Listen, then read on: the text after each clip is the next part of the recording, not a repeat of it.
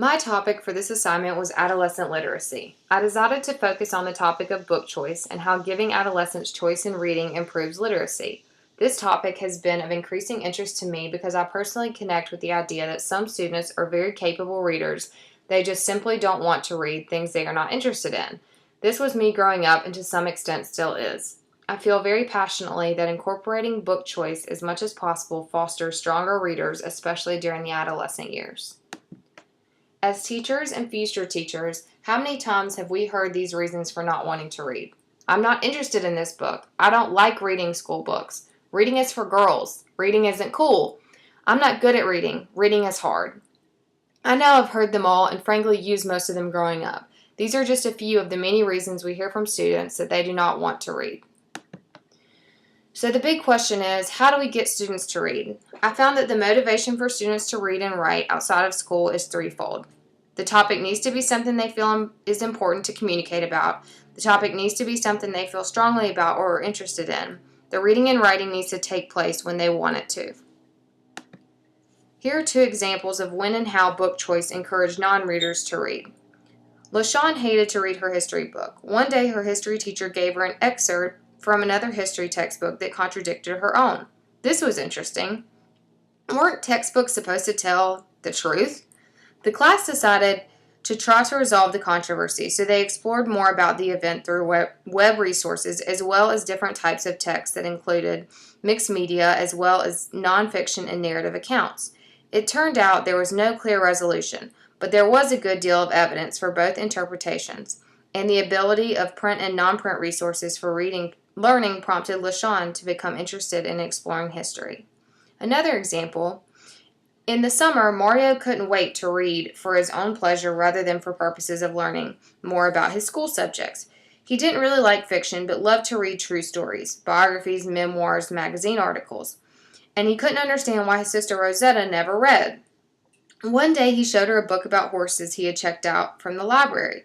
Rosetta loved horses. Not only did she read the book, but she went with him to the library and found more books about them and then turned to YouTube to see how what she was reading played out with images. Rosetta then happened upon a young adult fictional series about horse farms and eagerly worked her way through each book. Another example, other than Rosetta, is how Mario's teachers could implement choice reading into their curriculum to motivate students like Mario. How does motivation play a role in getting students to read? Interest and motivation are directly linked for most students when it comes to reading. Some students are motivated by the fact that they are told to read or by the expectations of others. But for most kids, it comes down to interest. Getting a student interested in a topic and then providing reading materials on that topic is key to getting non-readers interested and motivated to read. Book choice for ESOL students and students with disabilities follows the same guidelines as that of a student in general education, but it has a few additional key elements. For ESOL students, it is important to respect their native language. In the beginning, the most important thing is to get them interested in reading, whether that be a book in English or their native language, or maybe it is a book in English, but it is about their native country. Bottom line, banning their native language in your classroom is not the answer. It is important to foster respect and interest first, and then move on to working through reading books in English to further their English skills.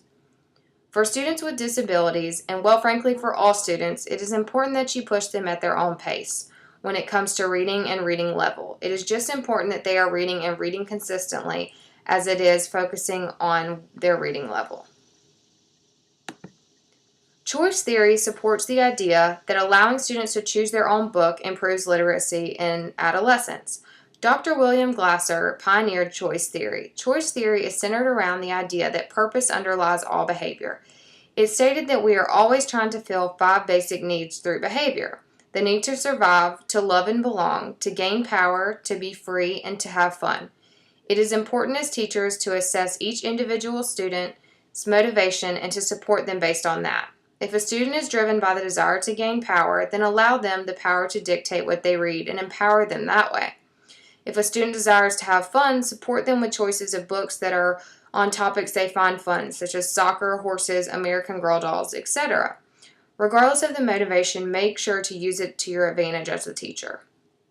Overall, I have learned that while Whole class reading still has a place in education, that choice reading is vitally important in fostering a love for reading, especially in the years of adolescence, when students are looking for things to connect with. They are looking for books that they connect with, and it is important that as teachers, we allow them the freedom to explore and find those books in our classroom.